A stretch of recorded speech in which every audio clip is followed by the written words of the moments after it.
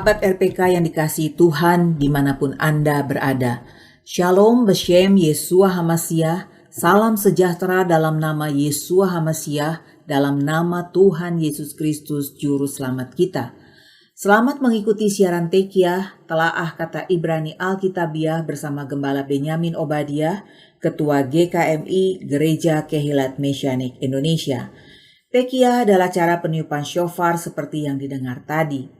Siaran Tekiah dimaksudkan untuk menggali kebenaran Alkitab dari bahasa dan masyarakat Ibrani yang menjadi persemaian tumbuhnya iman Kristiani kita yang berasal dari tanah perjanjian Israel di Timur Tengah. Saudara dapat mengajukan pertanyaan ke 0812 9912 430. Shalom Pak Ben. Shalom Wira, shalom sahabat RPK, dimanapun Anda berada. Hari ini kita akan membahas kata Ibrani Netzeret. Dalam bahasa Ibrani dieja Nun, Sadi, Resh, Taf, dibaca Netzeret.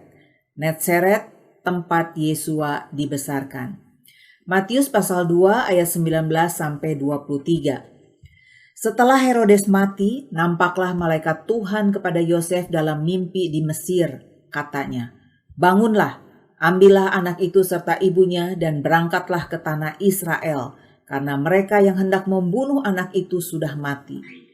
Lalu Yosef pun bangunlah, diambilnya anak itu serta ibunya dan pergi ke tanah Israel. Tetapi setelah didengarnya bahwa Archelaus menjadi raja di Yudea menggantikan Herodes ayahnya, ia takut ke sana. Karena dinasehati dalam mimpi, pergilah Yosef ke daerah Galilea. Setibanya di sana, ia pun tinggal di sebuah kota yang bernama Nazaret. Hal itu terjadi supaya genaplah firman yang disampaikan oleh nabi-nabi bahwa ia akan disebut orang Nazaret. Yosef dan Miriam melarikan bayi Yesua ke Mesir. Sesudah Herodes mati, dalam mimpi, malaikat Tuhan memberitahu Yosef untuk pulang kembali ke Israel. Tetapi mereka takut kembali ke Bethlehem. Mereka memilih Netzeret, sebuah desa di Galilea, tempat asal Miriam dan Yosef. Netzeret adalah sebuah desa kecil yang terletak di cekungan kapur ke arah selatan di punggung perbukitan Galilea.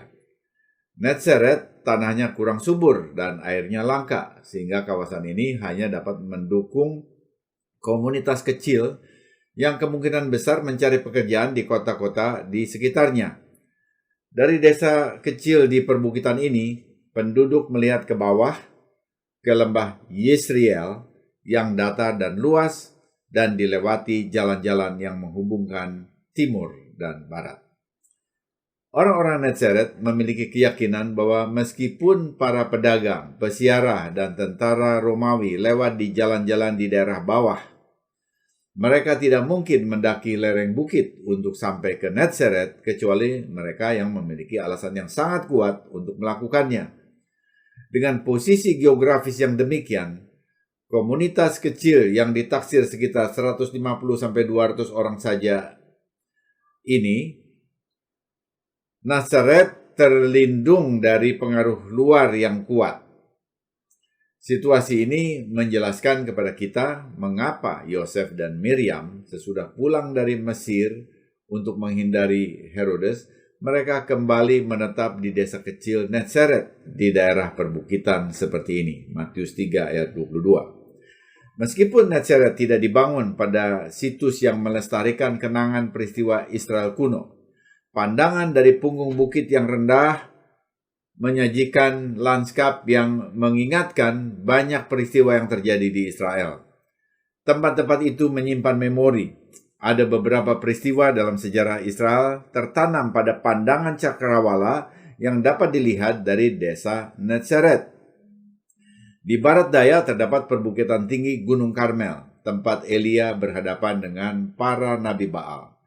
Dan di sebelah lembah Yesreel, di seberang lembah Yesreel terdapat sisa-sisa kota kuno Megiddo, tempat Raja Yosia meninggal ketika ia berusaha untuk ikut campur dalam politik internasional.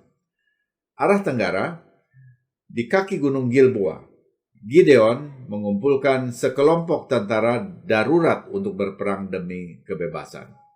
Dan di puncak Gunung Gilboa, orang Filistin membunuh Raja Saul dan anak-anaknya. Di dekatnya ada Bukit More dengan kota kuno Shunem di kakinya. Seorang wanita menyediakan kamar tamu untuk Elisa. Di sebelah timur Netseret terdapat Bukit Bundar dari Gunung Tabor, lokasi pasukan Israel dipimpin Deborah dan Barak berperang melawan Sisera. Dari kisah para hakim hingga para nabi dan raja, narasi agung Israel dilestarikan pada lanskap di sekitar Netseret. Meskipun demikian, yang diketahui tentang masa kanak-kanak Yesua mudah dibayangkan. Ia memanjat bukit-bukit berbatu di tepi desa bersama orang tuanya dan berbincang tentang warisan mereka sebagai umat Tuhan. Melihat lanskap, ingatan mereka akan sejarah umat Israel terpelihara. Dalam Matius 2 ayat 23 tadi, dikatakan bahwa Yesua akan disebut orang Nazaret sesuai nubuat nabi-nabi. Tetapi tidak ada nabi yang menubuatkan sesuatu tentang Nazaret seperti yang dipertanyakan oleh Nathanael saat ia mendengar Yesua dari Nazaret. Yohanes 1 ayat 46. Bagaimana dapat dijelaskan? Ini juga menjadi pertanyaan banyak pembaca Alkitab abad 21. Bahkan hal ini dapat membuka celah untuk serangan kaum yang anti-Injil. Pertanyaan ini pernah dibahas di AMI Yerusalem Center saat saya di Israel. Desa kecil di Galilea ini dihuni oleh orang-orang Yehuda yang percaya bahwa Mesias akan datang dari garis keturunan David, sang raja Israel sesuai nubuat Nabi Yesaya dalam Yesaya 11 ayat 1. Suatu tunas atau koter akan keluar dari tunggul atau gesa Isai, dan taruk atau netser yang akan tumbuh dari pangkalnya akan berbuah. Perhatikan, dalam nubuat Nabi Yesaya, kata taruk atau cabang yang akan tumbuh dari pangkalnya dan berbuah itu diterjemahkan dari kata Ibrani netser. Mereka percaya Mesias yang akan datang berasal dari Isai, ayah Raja David. Dengan keyakinan ini, sekelompok suku Yehuda mengaitkan kata Netzer dengan komunitas mereka, menjadi Netseret. Selanjutnya, orang Romawi dengan lafal Latinnya menyebut nama desa ini dengan sebutan Nazaret, yang kemudian disebarkan ke seluruh dunia. Mendengar kata Nazaret, ada juga orang yang menyangka bahwa kata ini berasal dari kata Nasar, yang tentunya keliru. Sungguh mencerahkan. Nazaret itu ternyata originalnya dari Netseret, yang berasal dari kata Ibrani netser atau cabang. Lalu Netseret dilafalkan dalam bahasa Latin menjadi Nazaret, sehingga tidak dapat dijumpai dalam nubuat nabi manapun. Namun kata asli Netzer yang merujuk bahwa Yesua adalah cabang Isai jelas dinubuatkan oleh Nabi Yesaya. Apa mata pencarian di Nazaret? Yesua dikatakan sebagai anak tukang kayu, Matius 13 ayat 55, dan ia sendiri pun disebut sebagai tukang kayu, Markus 6 ayat 3. Apakah mudah mendapatkan kayu di Netseret? Tadi dikatakan bahwa desa Nazaret yang aslinya Netseret, tanahnya tak subur dan airnya pun terbatas. Ini mengindikasikan bahwa tidak banyak pohon di sana, sehingga kayu menjadi langka. Sebaliknya, di sana banyak batu, sehingga rumah-rumah di Nazaret adalah rumah batu dari batu kapur, limestone. Di samping itu, kata tukang kayu dalam Matius 13 ayat 55 dan Markus 6 ayat 3 berasal dari kata Yunani tekton. Ini berarti pembangun atau builder. Perhatikan, ketika penerjemah King James Bible menerjemahkan bahasa Yunani ke bahasa Inggris, mereka berasumsi bahwa rumah di Nazaret merupakan rumah yang seperti mereka kenal. Oh, kalau ayah dan anak ini adalah tukang kayu. Begitu pikiran mereka. Sama seperti kita. Jadi itu yang dibayangkan oleh penerjemah King James Version. Masalahnya adalah tidak ada pohon yang dapat digunakan untuk membangun di Israel pada waktu itu seperti yang ada di Inggris. Jadi situasi geografisnya berbeda. Semua kayu di Israel berasal dari pohon aris dari Libanon yang ditebang, dibuat menjadi rakit dan kemudian diapungkan di sepanjang jalan Via Maris, yaitu jalan di tepi laut yang berdampingan dengan Laut Mediterania. Kemudian kayu-kayu itu dipecah dan dibawa ke berbagai lokasi konstruksi. Perhatikan, di Israel hanya ada batu, kayunya dari Lebanon. Nazaret tidak punya kayu. Ini adalah salah satu contoh dari banyak terjemahan yang buruk dalam Alkitab. Yesua bukanlah tukang kayu, ia seorang pengrajin batu. Perhatikan beberapa ayat Alkitab yang mengacu pada batu dan bangunan dengan batu. Yohanes 8 ayat 7. Biarlah salah seorang dari antara kamu yang tidak berdosa menjadi orang pertama yang melempari dia dengan batu. Matius 16 ayat 18. Di atas batu karang ini aku akan mendirikan gerejaku. Mazmur 118 ayat 22. Batu yang dibuang oleh tukang-tukang bangunan telah menjadi batu penjuru. Perhatikan istilah melempari batu atau batu karang, batu penjuru. Yesua jelas memahami pemakaian batu bukan saja dalam bangunan fisik, tetapi juga memakainya dalam pengertian bangunan rohani. Wah, satu salah kaprah dalam pemahaman Injil telah dikoreksi. Yesua adalah bangunan, dan karena itu ketika ia berbicara tentang bangunan rohani, sesungguhnya ia sedang menerapkan pemahaman profesionalnya ke dalam pengertian rohani. Luar biasa, Rabbeinu min Nazaret, Rabi kita dari Nazaret.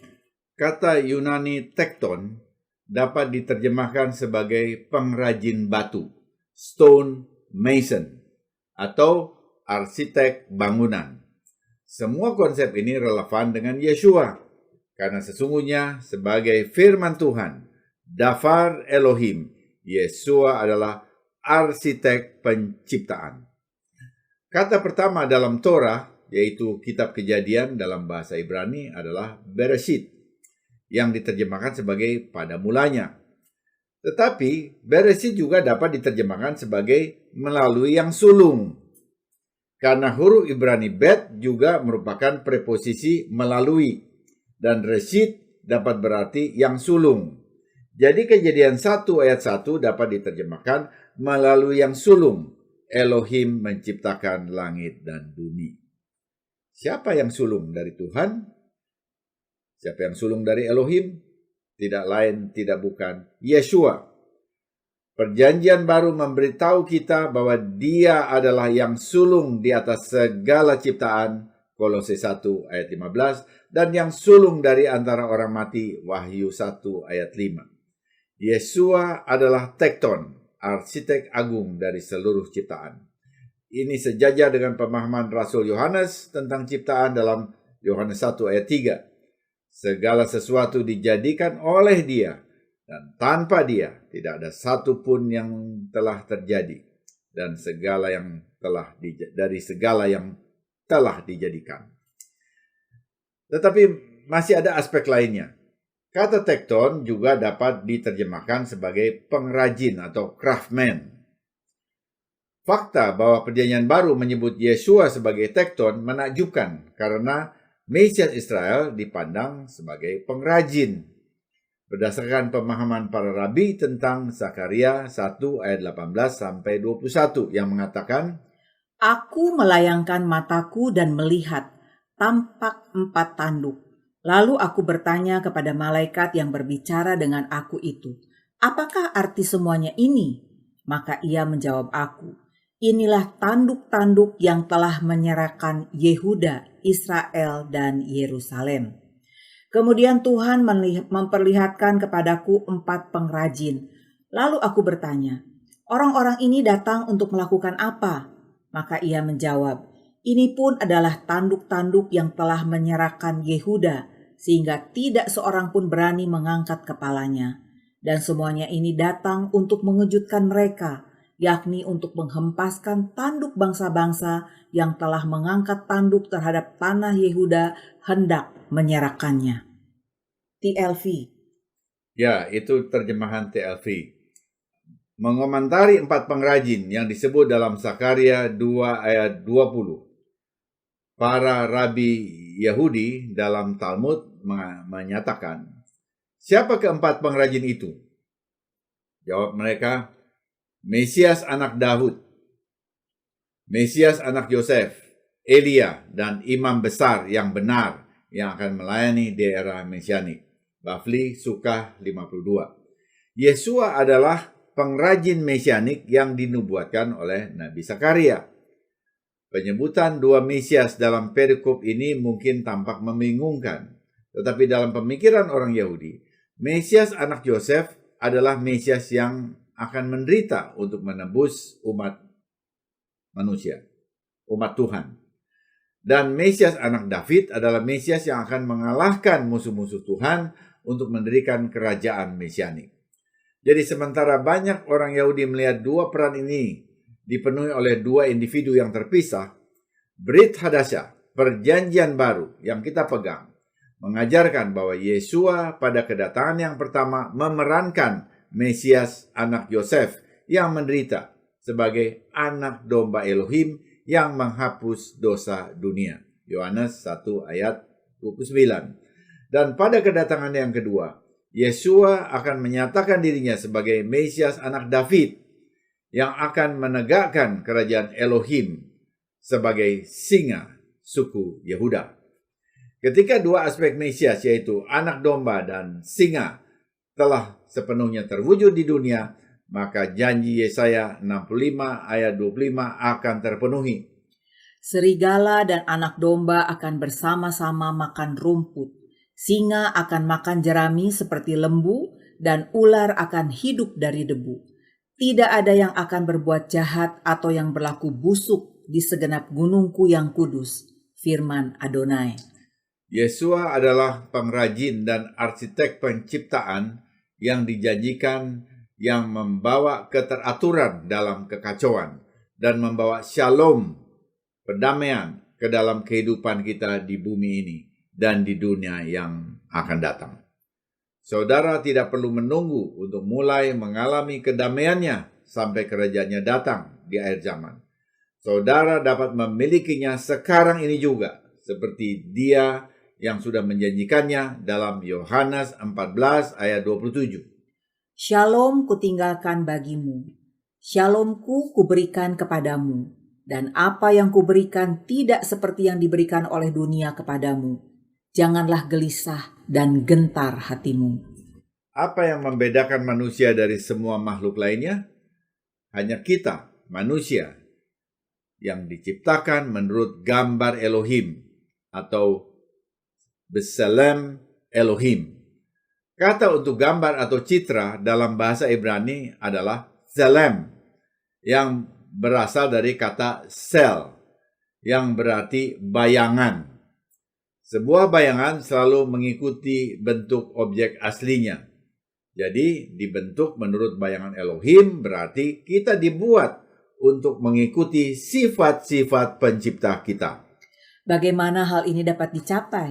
Dalam pemikiran umat Yahudi, ini berarti bahwa kita harus meniru Tuhan dalam segala cara-caranya. Seperti yang ditulis oleh Rabi Shaul Paulus, jadilah peniruku sama seperti aku juga menjadi peniru Mesias. 1 Korintus 11 ayat 1 versi TLV. Membawa terang dalam kegelapan dan keteraturan dalam kekacauan merupakan tindakan pertama Tuhan sebagai pencipta. Kita dipanggil untuk melakukan hal yang sama, untuk membawa ketertiban dan shalom kepada kekacauan dunia di sekitar kita. Ketika kita meniru pencipta kita, kita membiarkan terang Tuhan bersinar di tengah kegelapan. Dengan demikian menunjukkan perbuatan baik kita kepada orang lain sehingga mereka memuliakan Bapa kita di surga. Matius 5 ayat 16. Hidup sebagai pembawa citra dengan membawa ketertiban dan shalom ke dunia yang rusak, sesungguhnya menanamkan makna kepada hidup kita dan menunjukkan gambar citra Elohim kepada orang-orang di sekitar kita. Tuhan rindu menunjukkan kebaikannya kepada dunia melalui cara hidup kita. Namun sayang, kebaikan dalam kedamaiannya tidak bisa tumbuh subur di tengah kekacauan. Tuhan selalu membawa ketertiban sebelum Ia sepenuhnya mewujudkan berkat damai sejahteranya. Untuk alasan ini, ketika kita merawat ciptaannya dengan bekerja bersama dengan Tuhan untuk membawa ketertiban dalam kekacauan, kita menunjukkan kebaikan Tuhan kepada dunia.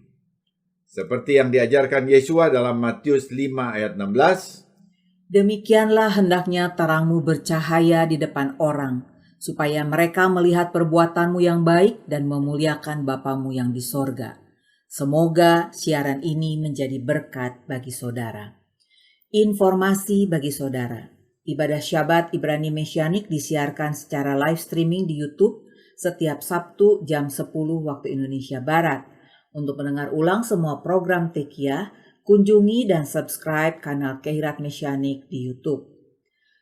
Pak Ben akan memimpin rombongan ziarah 9 hari ke Israel tanggal 6 sampai 14 November 2022. Apakah rombongan ini akan dibawa ke Nazaret juga? Ya, kita akan mengunjungi Nazareth Village untuk melihat pola kehidupan masyarakat Yahudi di zaman Yesua pada hari kelima dalam perjalanan ziarah yang akan saya pimpin. Pemahaman kitab suci kita akan diperkaya melihat budaya Yahudi di abad pertama. Wah, sangat menarik ya. Apa keunikan lain dari tur ini? Situs yang dikunjungi ini dalam rombongan ini dirancang untuk orang yang sudah beberapa kali ke Israel, namun tetap memasukkan situs dasar bagi orang-orang yang pertama kali melawat Israel. Rombongan ini akan mengekspos kitab suci Israel dan tanah Israel, namun memberi kesempatan juga untuk berdialog dengan penduduk asli Yahudi, pewaris tanah perjanjian. Setibanya di Galilea, melalui Bandara Ben Gurion di Tel Aviv, kita akan berbincang dengan sahabat Yahudi Mesianik dari Galilea tentang orang Yahudi kuno dan modern yang percaya Mesias Yesua. Akan ada tanya jawab dengan orang Yahudi penduduk Israel yang memperkaya pemahaman kita akan kehidupan umat Israel. Ini keunikan rombongan ini yang dilewatkan oleh rombongan lain. Kita akan ke Museum Yad Vashem, memperlihatkan bukti kekejaman antisemitisme terhadap orang Yahudi oleh Nazi Hitler. City of David, yaitu kota yang dibangun oleh David untuk mendukung pembangunan kota Yerusalem sesudah ia pindah dari Hebron. Museum Israel memperlihatkan model miniatur Bait Suci II di zaman Yesua. Erev Syabat, persekutuan petang Syabat di Bethlehem. Western Tunnel, menelusuri terowongan bawah tanah sepanjang tembok ratapan untuk menyaksikan bukti arkeologis adanya Bait Suci II yang dilihat oleh Yesua. Yardenit, tempat untuk baptisan selam pertama kali ataupun rededikasi di Sungai Yordan seperti yang dilakukan oleh Yesua. Nah, untuk kenyamanan, Christmas Sindo Travel Tour menyediakan hotel bintang 4 di Israel. Akan ada kesempatan memberi buah-buah segar di Machane Yehuda Market, berbau dengan penduduk di Yerusalem. Kita juga akan melakukan city tour dan bermalam di Dubai, kota modern yang menandai era baru di Saudi Arabia. Bagaimana mendapatkan rincian rencana perjalanan yang lengkap? Kunjungi situs Kehriat Mesianik di YouTube atau kirim WA pertanyaan saudara ke 0812 9912 430. Sekali lagi 0812 9912 430. Saya percaya saudara akan mendapatkan perjalanan ziarah yang luar biasa. Sesudah narasi ini kita akan mendengar lagu rohani Yesua Yesua oleh Karen Davis. Tak ada yang sepertimu junjungan, Yesua Yesua Yesua. Yesua, Yesus dari Nazaret. Dalam namanya, yang lumpuh berjalan, yang buta melihat, yang letih lesu mendapatkan perhentian, dan kerajaan Elohim diberitakan ke seluruh bumi. Tiba saatnya saya Penatua Ira Obadiah dan Gembala Benyamin Obadiah mohon diri dari ruang dengar saudara. Sampai jumpa pada siaran mendatang. Yesua keselamatanku, Torah kesukaanku, menuju kepenuhan bangsa-bangsa. Sampai jumpa, Lehit Raot. There is none like you, Lord. There is none like you, Lord. There is none like you, There is none like you, Lord. Yeshua, Yeshua, Yeshua, Yeshua, Yeshua, Yeshua, Yeshua. Yeshua, Yeshua, Yeshua, Yeshua, Yeshua.